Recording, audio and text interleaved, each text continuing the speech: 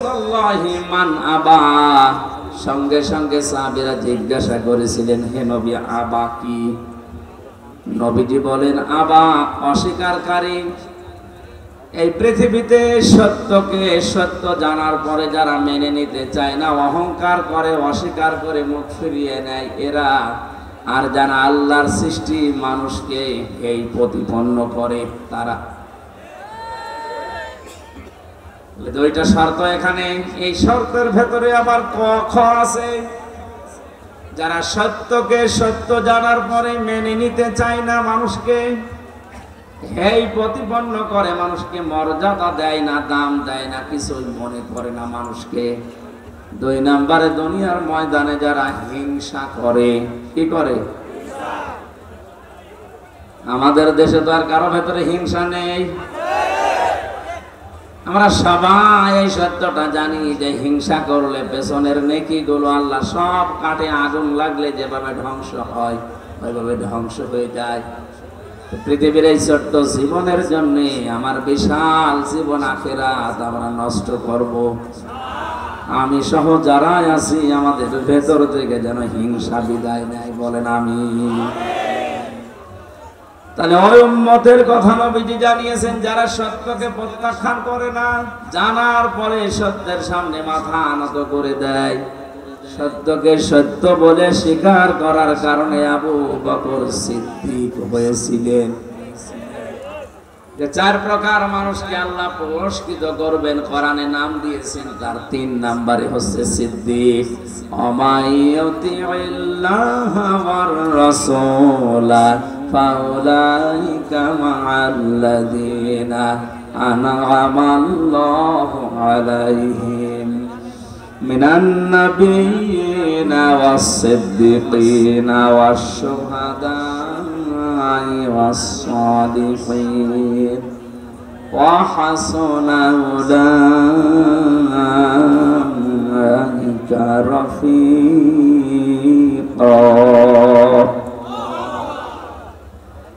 সূরা নিসার ভেতরে আল্লাহ জানিয়েছেন, যারা আল্লাহ এবং রাসূলের আনুগত্য করে, মহান আল্লাহ ওই মানুষদেরকে পুরস্কার দেবেন।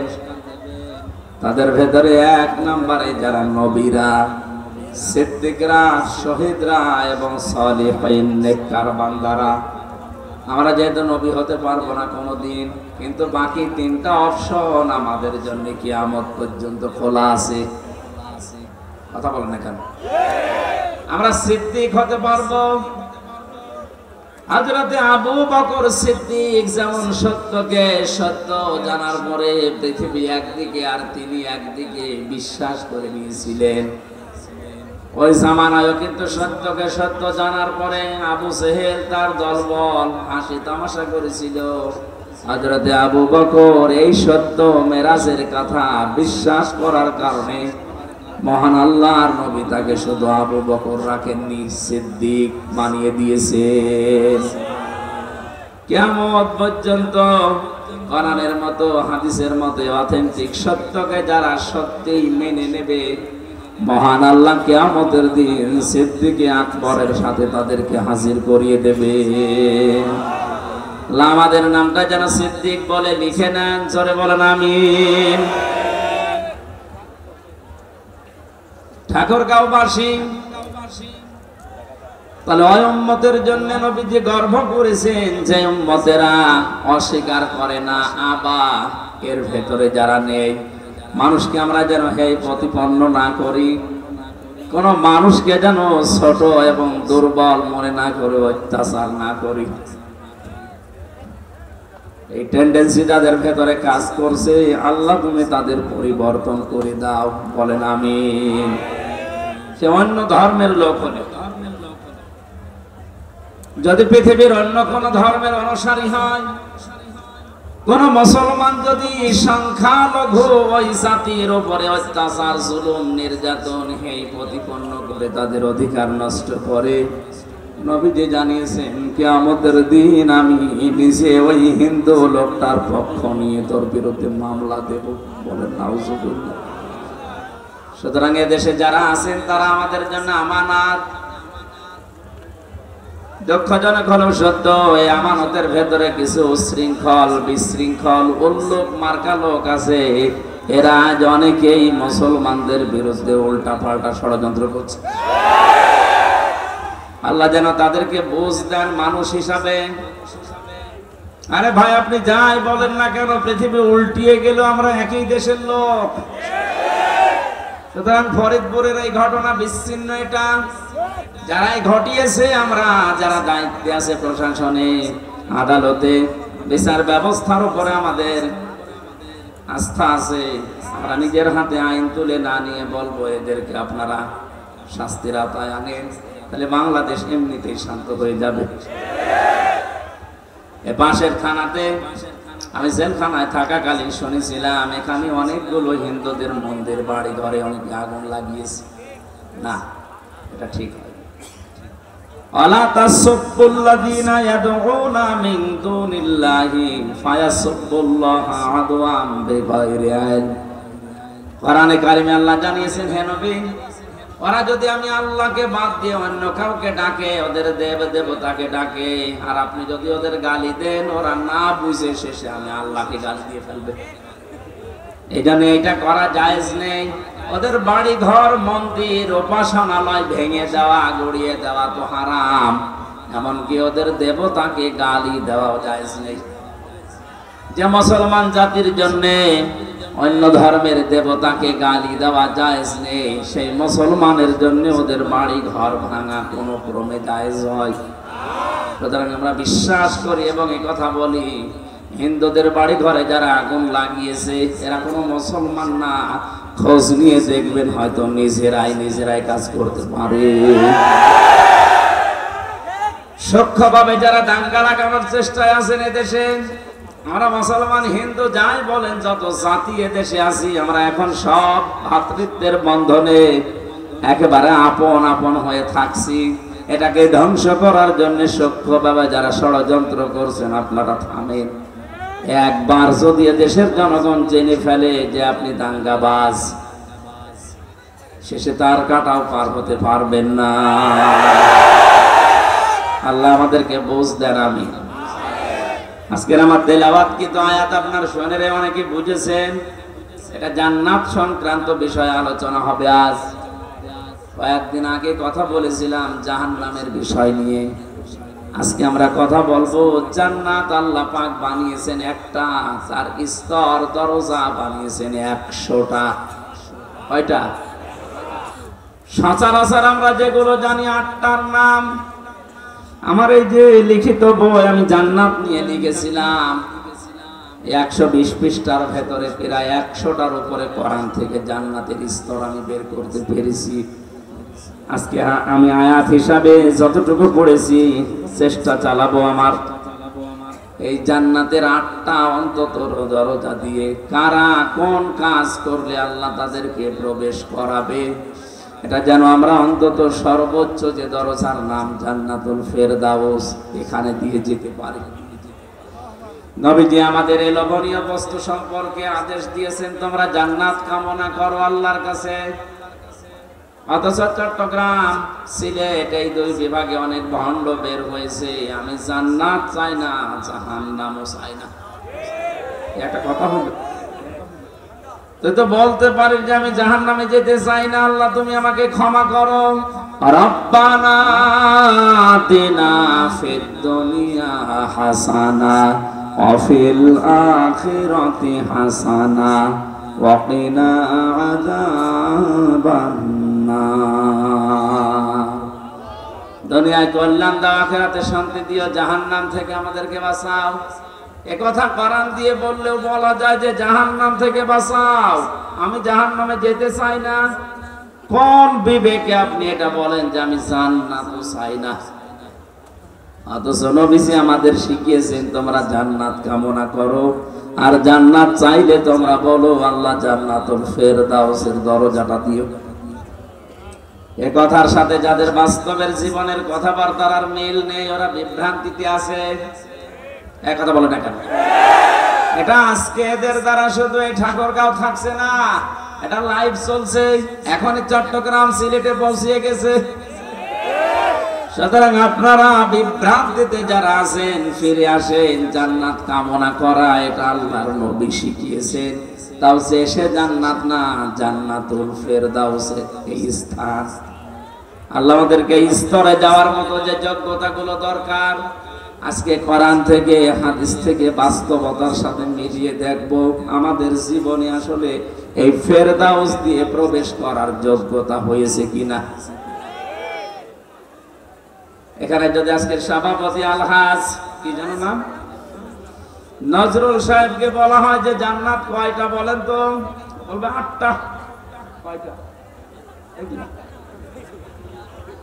অথচ জান্নাত আল্লাহ পাক বানিয়েছেন একটা, তার দরজা বানিয়েছেন, স্তর বানিয়েছেন 100টার উপরে।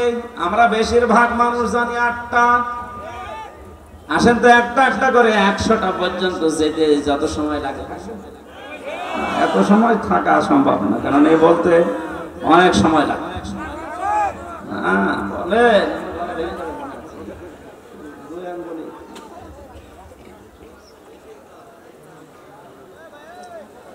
যেটা কামনা করার জন্য নবীজি আমাদের শিখিয়েছেন তার নাম জান্নাতুল ফেরদাউস। আল্লাহ দরজা এমন সুন্দর ভাবে বানিয়েছেন, এর বর্ণনা এখানে আজকে পড়লাম কোরআনে কারিমে। সূরা কাহাফ 107 এবং 8 নম্বর আয়াত আল্লাহ জানিয়েছেন, ইন্নাল্লাযীনা আমানু ওয়া আমিলুস সলিহাত কানাত লাহুম জান্নাতুল ফিরদাউসি নুজুলা। বলেন আল্লাহু আকবার। খুব মনোযোগ দিয়ে শুনবেন। মনে করছেন এই আয়াত তো সে জন্মের পর থেকে শুনছে না, গতানুগতিক কথা আমি বলছি না। এখান থেকে গুরুত্বপূর্ণ কিছু শিক্ষা আমি বের করব বাস্তবের সাথে মিলিয়ে। এটা হয়তো আমার বিরুদ্ধেও যেতে পারে, আমিও পরিবর্তন হব। কথা বলেন।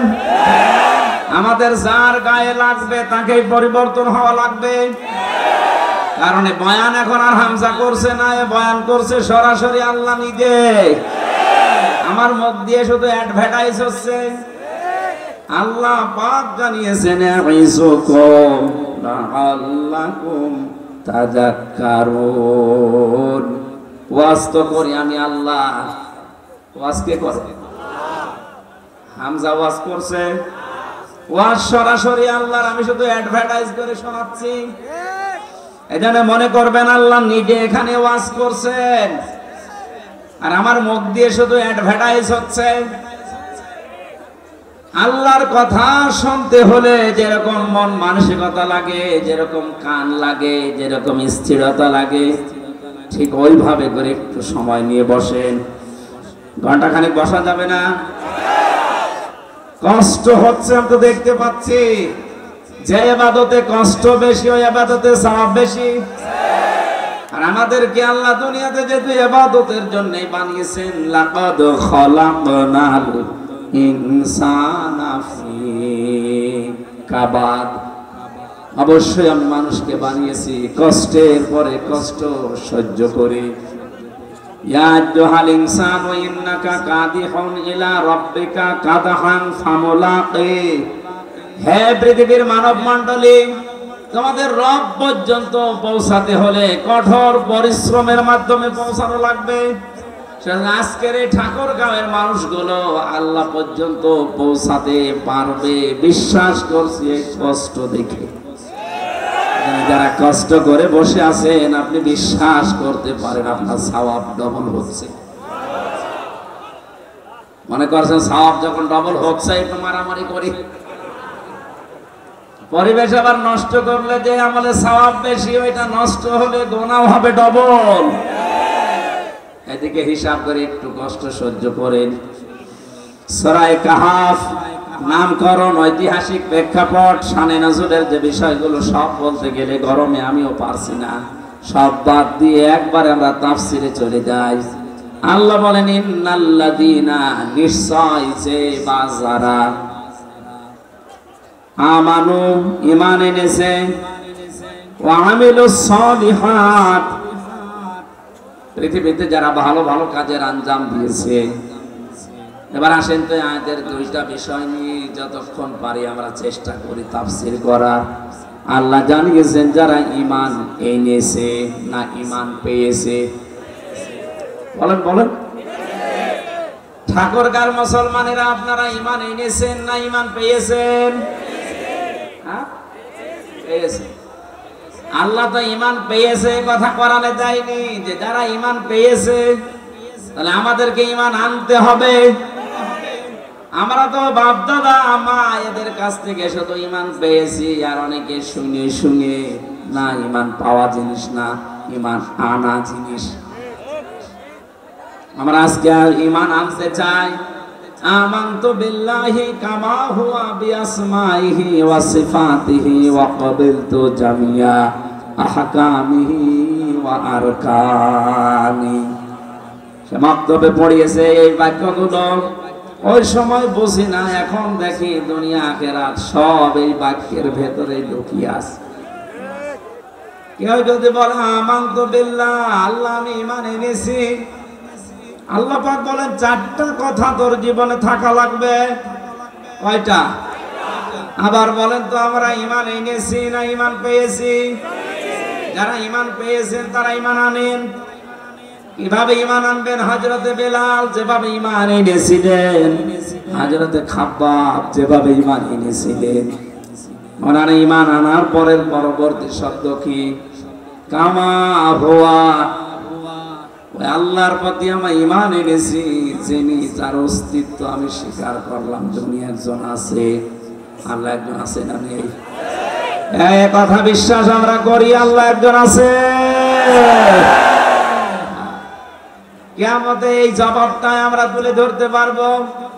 মহাজানে মহাশার এরকম কোটি কোটি মানুষেরা যখন থাকবে, এর ভেতরে যারা দুনিয়ায় এই কথা স্বীকার করেছিল কামা হুয়া, যে আল্লাহ একজন আছে, এই কথার দ্বারাই কোটি কোটি মানুষকে আল্লাহ জান্নাতে দিয়ে দেবে।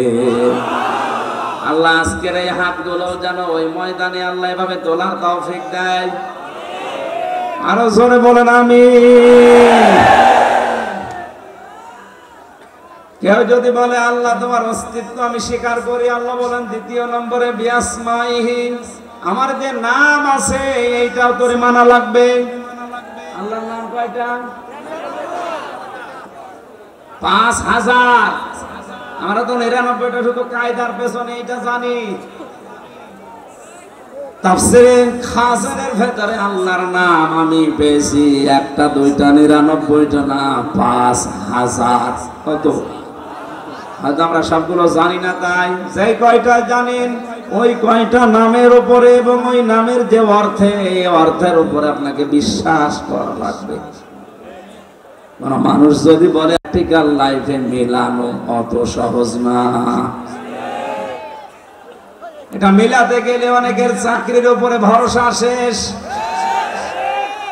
ক্ষেত খামারের উপরে ভরসা শেষ, ব্যবসা বাণিজ্যের উপরে ভরসা শেষ। এটা দৃঢ়ভাবে সাহাবীদের মতো তার ভেতরে বিশ্বাস আসবে রিজকের একমাত্র মালিককে। ওমা মিন দাব্বাতিন ফিল আরদি ইল্লা আলাল্লাহি রিজকুহা। আল্লাহ পাক বলেন জমিনে এমন কোন বিচরণশীল জীব নেই যার রিজকের দায়িত্ব আমি আল্লাহ নিজের হাতে নেইনি। বর্ণনা যদিও দুর্বল, আমি শিক্ষার জন্য বলছি। হযরতে সুলাইমান নবী আলাইহিস সালাম একবার আল্লাহকে বলেছিলেন, আল্লাহ তুমি রাজ্জাক, রিজকের একচ্ছত্র মালিকানা তোমার।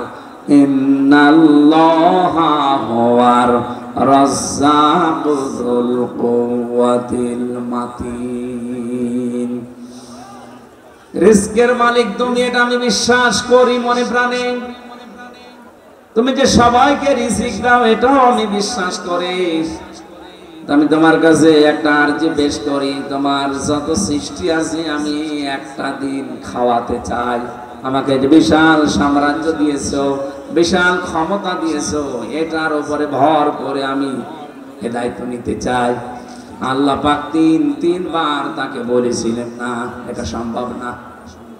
নাছড় বান্দা হয়ে যখন বললেন আমি চাই, আল্লাহ পাক বলেন একদিনের দরকার নেই, মাত্র এক বেলার খাবারের দায়িত্ব তোমারে দিলাম, চাও দেখি কেমন পারো। 6টা মাসের কথা আছে তাফসীরের ভেতরে। আমি আবার বলছি, বর্ণনাটা যদিও দুর্বল, আমি উদ্বুদ্ধ করার জন্য বলছি। শিক্ষাটা কি এখানে? 6টা মাস একাধারে খাবার রান্না হয়েছে। আল্লাহর পক্ষ থেকে নির্দেশ ছিল যে কোনো খাবার রান্না করা হবে, কোনো খাবার যেন নষ্ট হয়ে না যায়। বিশাল খাবারের স্তূপ তৈরি করে রেখে দিয়েছে। 6 মাস পরে হযরত সুলাইমান ডাক দিয়ে বলে, রব্বুল আলামিন তোমার সৃষ্টি জগৎকে তুমি পাঠিয়ে দাও। সমুদ্রের এক বিশাল হাঙর চিংড়ি মাছ ডাক দিয়ে বলে, মালিক আজকে ক্ষুধা লেগেছে, সকালে তো খাবার দিবে না। আল্লাহ জবাব দিয়েছে, আমার নবী সুলাইমান তোমাদের দাওয়াত দিয়েছে, যাও। দরবারে এসে বলছে, আমার খাবার কোথায়? হযরত সুলাইমান মাছের ভাষাও বুঝতেন, পাখির ভাষাও বুঝতেন, জিনদের ভাষাও বুঝতেন।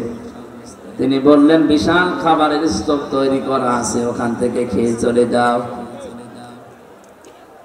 তাফসীরে মুফাসসির লিখেছেন, বিশাল খাবারের যে পাহাড় তৈরি করা ছিল, ওই বিশাল মাছ এসে শুধু এক লোকমাতে শেষ করে দিয়েছে। দরবারে সুলাইমানকে বলে, নবী সুলাইমান আমার এক লোকমা খাবার হয়েছে, বাকি আর কই? বলে, কেন? বিশাল পাহাড় আছে, বাকি লোকমা ওখান থেকে খেয়ে চলে যাও। মাছ জবাব দিয়েছে, বাদশাহ যে খাবার ছিল ওটা আমার এক লোকমা হয়েছে, ওই রকম প্রতিদিন 3 লোকমা করে বিশাল সাগরে আল্লাহ আমারে খাবার পৌঁছায়। সুলাইমান নবী সাজদা পড়ে ডাক দিয়ে বলে, রব্বুল আলামিন তুমি যে রাজ্জাক, এটা আমি শুধু বিশ্বাস করতাম, আজকে চোখে দেখলাম। তুমি ছাড়া রিজকের দায়িত্ব পালন করা পৃথিবীর কারো জন্য সম্ভব না। এখানে যে মানুষেরা বিশ্বাস করে আল্লাহ রাজ্জাক, আল্লাহর নাম আছে বিআসমাইহি, তাদের ভেতরে রিজকের ভয় উঠে যায়। ও মানুষগুলো আমেরিকাকে, রাশিয়াকে, চীনকে, ভারতকে রিজকের মালিক মনে করে না। আর বাংলাদেশে এই শ্রেণীর মানুষ মাত্র 100 জনে 15 জন। আমার কথা বোঝেন আপনি? যখন এই বিশ্বাসে বিশ্বাসী মানুষ 100 জনের 15 জন না 51 জন পর্যন্ত তৈরি হয়ে যাবে যে বিআসমাইহি, আমি এমন আল্লাহর উপর ঈমান এনেছি যার অস্তিত্ব আছে, যার নাম আছে, 5000 নামকে আমি মনে প্রাণে বিশ্বাস করি এবং মেনে নিয়েছি। রিজকের দায়িত্ব তখন ভারতকে দেবে না, চীনকে দেবে না, আমেরিকাকে দেবে না, রাশিয়াকে দেবে না। আল্লাহ ছাড়া রিজকের দায়িত্ব কারো হাতে নেওয়া সম্ভব না। এই কাহিনীটা শোনার পরে ওর বিশ্বাস আরো বেড়ে যাবে। দেশের দায়িত্বে যারা আছেন কারো উপরে ভয় না পেয়ে রিজকের মালিক আল্লাহকে মনে করে সঠিক পথে কোরআনের দিকে ফিরে আসা দরকার। মহান আল্লাহ আমাদেরকে এখনো রিজিক ওইভাবে পৌঁছাতে পারে। আমরা এই ভয়টার কারণে আজ সত্যকে সত্য বলে তুলে ধরতে পারি না। এই কথা বলেন না কেন? 57টা মুসলমান রাষ্ট্র দুনিয়ায়, আমাদের প্রধানমন্ত্রী অন্তত সেইভাবে একটু প্রতিবাদ জানিয়েছে এই নিকৃষ্ট জাতি ইহুদিদের বিরুদ্ধে। 57টা মুসলমান রাষ্ট্রের প্রধানরা যদি এতটুকু জানাতো, দেখ ইরান একটা কাজ করছে, সবাই যদি এভাবে রিজকের দায়িত্ব আল্লাহ তুমি একমাত্র মালিক এ কথা বিশ্বাস করে, আমেরিকাকে ভয় না করে, রাশিয়া, চীন, ভারতের উপরে ভরসা না করে আল্লাহর দিকে ফিরে আসতাম, আল্লাহর কসম ওই মানুষগুলো এমনিতে আল্লাহ মুক্ত করে দিত। তাদের নিজেদের আপন জায়গা তারা বসবাস করতে পারবে না, উড়ে এসে জুড়ে বসে আজ ওদেরকে দুনিয়া থেকে বিদায় করে দিচ্ছে। আমার কথা গভীরে যাচ্ছে, কিন্তু আপনি চিন্তা করলেন আমরা কিন্তু ঈমান পাইনি, আমরা ঈমান আনছি এখন। আর ঈমান আনার প্রথম পদ্ধতি আল্লাহর অস্তিত্ব স্বীকার করা, আল্লাহর নামগুলো বিশ্বাস করা এবং প্রতিটি নাম প্র্যাকটিক্যাল লাইফে মিলানো। আপনি যেমন রাজ্জাক হিসাবে আল্লাহকে মেনে নিয়েছেন, হাকিম হিসাবেও আল্লাহকে মানা লাগবে। হাকিম মানে বিচারক, হাকিম মানে বিচার করার একমাত্র ক্ষমতা কার? আলাইসাল্লাহু বিআহকামিল হাকিমিন। আল্লাহ পাক বলেন আমি কি সর্বশ্রেষ্ঠ বিচারক না? আল্লাহর বিচার বাদ দিয়া যারা নিজেদের মন মতো বিচার করছেন, আপনি শুধু ঈমান পেয়েছেন, ঈমান আনেননি। আমার মনে হয় কথার অর্থ আপনি না বুঝে আন্দাজে চিল্লালেন। এক কথা বলছেন। বিআসমাইর ভেতরে যে 5000 নাম আছে, যেহেতু এসএম এর বহু বচন আসমা, আজ আমরা 96% মুসলমান এই দেশে বাস করছে। সত্যি যদি আমরা এই আয়াত অনুযায়ী ঈমান না পেয়ে ঈমান আনতাম, আল্লাহর কসম আল্লাহর আইনগুলো দ্বারা বিচার আমরা দেখতে পেতাম। নবীজিকে আল্লাহ জানিয়েছেন ফালা ওয়া রাব্বিকা লা ইউমিনুনা হাত্তা ইউহাক্কিমুকা ফীমা শাজারা বাইনাহুম সুম্মা লা ইয়াজিদু ফি আনফুসিহিম হারাজাম মিম্মা কাদাইতা ওয়া ইউসাল্লিমু তাসলিমা। সূরা নিসার 65 নম্বর আয়াত আল্লাহ জানিয়েছেন, হে নবী আপনার রবের নামের কসম। কসম করছেন কে? কার নামে? আল্লাহ নিজেই তার নিজের নামে কসম দিচ্ছেন। তার মানে কথাটা সত্য। আমি যদি এখন আমার নিজের বংশের নামে, আমার বাবার নামে, আমার নাম হামজার নামে কসম দিয়ে থাকি, বুঝতে হবে বিষয়টা বড় সত্য বিষয়। আল্লাহ নিজেই বলেন ফালা ওয়া রাব্বিকা, হে নবী আপনার রব কিন্তু তার নিজের নামে শপথ করছেন। লা ইউমিনুনা, কখনো আপনার ঈমান আনা হয়নি, আপনি মুমিনই হতে পারেননি। হাত্তা ইউহাক্কিমুকা ফীমা শাজারা বাইনাহুম, যতক্ষণ পর্যন্ত নিজেদের ভেতরে কোনো বিষয়ের বিচারক হিসাবে আমি নবী মুহাম্মদ রাসূলুল্লাহকে তোমরা না মানবে। শুধু মেনে নিলেই হবে না, স্বতঃস্ফূর্তভাবে আনন্দ চিত্তে মানা লাগবে। আজ যারা নবীজির বিচার ব্যবস্থাকে, আল্লাহর পাঠানো বিচার ব্যবস্থা মানেন না, আল্লাহর কসম আপনার ঈমানে সমস্যা এখনো লেগে আছে। আশা করছি আপনি ঈমান পেয়েছেন, ওটা হবে না, ঈমান আজকে আনবেন। কথা বলে দেখুন, ঈমান আনতে হলে আল্লাহর নাম আছে শুধু বিশ্বাস করে শেষ। প্রতিটি নামের অর্থের সাথে মিলিয়েবেন নিজের জীবনকে। হিন্দুরা 12 মাসে 13 পূজা করে, 33 কোটি দেবতা তাদের। কত? হয়তো অনেক হিন্দু ভাইরা তাদের দেবতার নামও জানে না, কিন্তু বিশ্বাস করে যে দেবতার সংখ্যা কত। বলেন না কেন? আমাদের যে আল্লাহ মালিক কয়জন? নাম কত? আমি বললাম না প্রতিটি শব্দ থেকে আমরা শিক্ষা নেব। এবার আসেন শিক্ষাটা কি। যদিও রংপুর বিভাগের জন্য এটা প্রযোজ্য না, এটা রংপুর না, এটা রাজশাহী কি চট্টগ্রাম আর সিলেট হয়ে গেলে বলা যেত। আলিল্লাহিল আসমাউল হুসনা ফাদউহু বিহা ওয়াদারুল্লাযীনা ইউলহিদুনা ফি আসমাই সায়াজজাউনা মা কানু ইয়ামালুন। সূরা আরাফ 9 নম্বর পারা 13 নম্বর পৃষ্ঠা 4 নম্বর লাইনের 180 নম্বর 81 নম্বর আয়াত। এটা তাফসীরে ফি জিলালিল কোরআনে সাইয়্যিদ কুতুব লিখেছে। আল্লাহ পাক বলেন আমার অনেক নাম আছে, যে কোনো নামে পারো আমাকে ডাকো, কিন্তু সাবধান, আমার নাম যারা পরিবর্তন করে ফেলে, আমার নাম যারা ইলহাদ করে, উলট পালট করে, তাদের সাথে তোমরা আমাকে ডাকবা না। কে বলছে? সুতরাং আল্লাহ আল্লাহ বলতে বলতে যারা হো হো বলে, তাদের সামনে মিলে মিশে আর ডাকা যাবে না। আল্লাহর নাম যারা পাল্টি অন্য নামে ডাকে, এক কথা বুঝতেছে? কিছুক্ষণ সুবহানাল্লাহ আলহামদুলিল্লাহ এরপরে শুরু করে দেয় ইয়ালি বাবা, শাহ আলী বাবা, দয়াল বাবা, খাজা বাবা, এত স্পষ্ট কথাগুলো নাম ধরে বলার পরও যদি ঠাকুরবার মানুষগুলো না বোঝে, আমার মনে হয় এদের বিবেকের উপরে কুকুরে পোশাক। الله تعالى في كلامه المجيد وبرهانه التوحيد. أعوذ بالله من الشيطان الرجيم. بسم الله الرحمن الرحيم.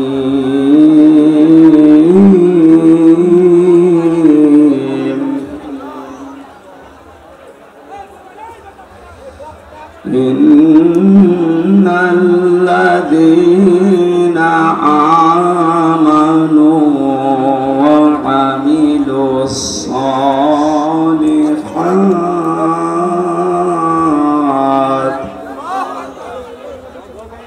وعملوا الصالحات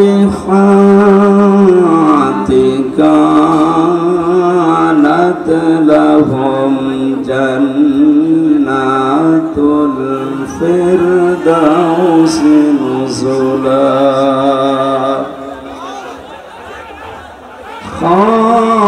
خالدين فيها لا يبغون عنها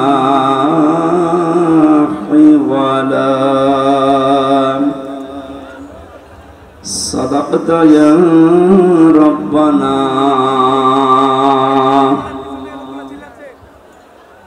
عن أبي هريرة رضي الله تعالى عنه قال قال النبي صلى الله عليه وسلم اتقي دعوة المظلوم فإنها ليس بين الله وبينه حجاب. رواه ابن ماجه.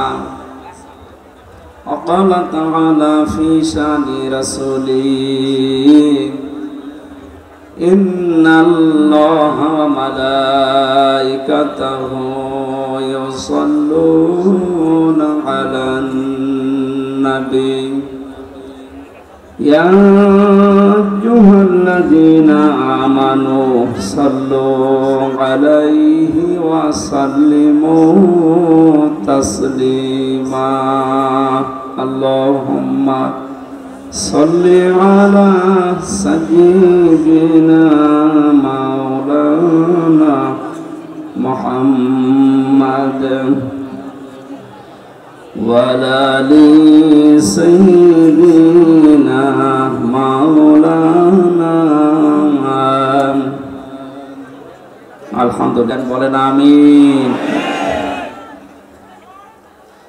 এতক্ষণ যারা আলোচনা রাখলেন দিনাজপুরের কৃতি সন্তান মাওলানা হারুন রশিদ, মঞ্চে বসা আছেন মাওলানা হোসাইন আহমেদ মাহফুজ সহ নাম না জানা সম্মানিত ওলামা ইকরাম, সামনে বসা মুসলমান ভাইরা, পর্দার আড়ালে সম্মানিতা মা এবং বোনেরা, প্রশাসনের ভাইরা, প্রাণ প্রিয় ঠাকুরগাঁওবাসী,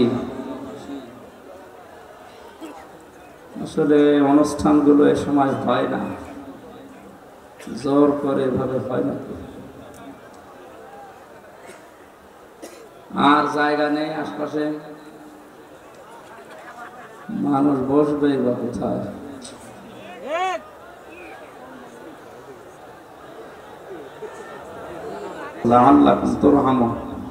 এখানে এসেছি প্রত্যেকের মনে এই বিশ্বাস যে আল্লাহ রহমত পাবো।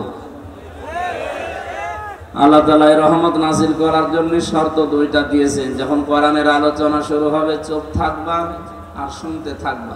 চুপ থাকা, শুনতে থাকা, দুইটাই আল্লাহর নির্দেশ। দুইটাই কি?